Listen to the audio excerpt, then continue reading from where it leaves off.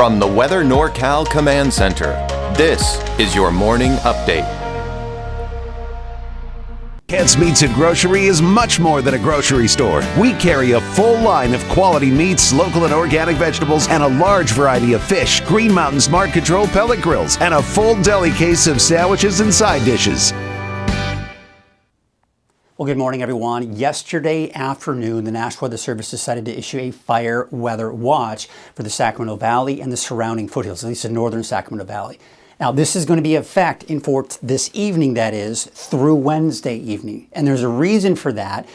And this is one of those things where it's up to us to take all the necessary precautions to prevent any fires from starting, because this is not going to be one of those situations we have to worry about lightning strikes. This is just winds and dry conditions, and we can help prevent fires from spreading quickly and starting in general if we can just prevent those from happening.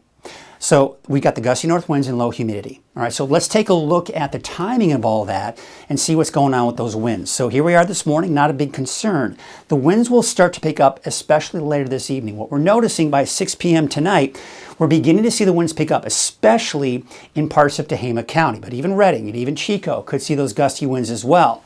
As we go into this evening into tonight, and not to mention tomorrow morning, we're seeing those winds begin to pick up really across the board. There's those north winds, 20 to close to 30 miles per hour, especially for Redding and Red Bluff. Maybe not as bad in Chico. It's the north and west side of the valley that I think we'll see some of the strongest winds. Now we're looking at Wednesday morning. Let's take you through the afternoon. You can see the winds are still pretty strong through the afternoon, but by Wednesday night, the winds do die down, and they should no longer really be a factor as we go into your Thursday. What has been a factor, though, those smoke. We did see some of the smoke on Monday. I think we're going to see it again here this morning and even through parts of the afternoon. This is the noon hour for today, and there you can see some of the smoke that we will see. Now, this isn't very dense smoke. You can kind of see it's kind of between the hazy and moderate range here. So essentially, we'll see some of the smoke out there a little bit. You'll probably even smell a little bit of smoke out there as well for some of us in the valley here, not to mention some of the surrounding areas. But as we go into tonight, we're still seeing another plume of smoke come in from the fires to our north and west. Then we go into Wednesday morning at about 6, 7, 8 a.m. We're still seeing some haze and smoke out there, but it looks like we're seeing less activity, hopefully coming in from the fires, which would mean less smoke in general. But this all depends, the smoke forecast all depends on the activity that we are seeing from the fires, and then on top of that, what the wind patterns are doing to kind of push and drive that smoke in different directions. All right, so as we break loose and break free from talking about fires and smoke, we talk about the forecast in general. And we got highs near normal, no major heat waves in the forecast, and there's rain and much cooler weather in store for us by the end of the week.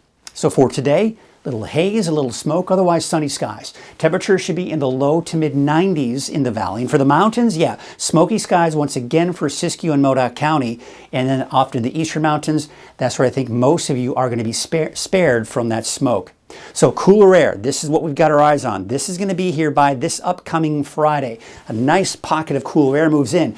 But with that, we'll be looking at the potential for some rain, maybe some thunderstorms entering the picture here for Friday, Saturday, and even possibly into Sunday. And look at this. As we go into next week, we're seeing another series of cooler pockets of air moving in, and that's going to keep our temperatures at bay and maybe even keep the chances for showers in the forecast as well.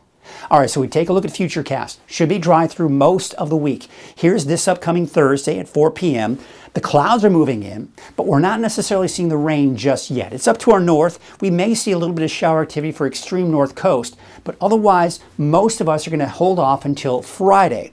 Even the coast could see some activity here. Then we go into your Saturday, more rain. Now, for now, I'm keeping rain out of the forecast for the valley. That may change. But I think most of the activity will be in the higher elevations and maybe even the form of thunderstorms. Now, what we're looking at here is known as the GFS forecast model. It's the American forecast model. And what it's doing is it's actually taking the rain out entirely on Sunday. But if we were to look at the European forecast model, that would be keeping the rain in the forecast. So quite honestly, for now, I'm keeping the chances for showers on Sunday. And then it looks like by Monday, all models agree that by Monday, Tuesday, Wednesday of next week, it should start to dry out again. All right, so here's what we have in store for us today. Temperatures in the low to mid-90s in the valley. So temperatures are actually dropping a little bit from what we did see on Monday. And then there you can see temperatures in the 70s and 80s for the higher elevations. Smoky skies all the way even into Modoc County. We're not going to expect to see any smoke here for the eastern mountains. There could be some haze and some light smoke for even parts of the valley for today, unfortunately. So you may smell some of that smoke. Here's a look at your 7-day outlook, and there you can see the showers and thunderstorms entering the picture for every one of the mountains by Friday. That'll probably continue through the weekend. And then there's your Labor Day forecast, temperatures in the low to mid 70s and most likely looking at dry conditions.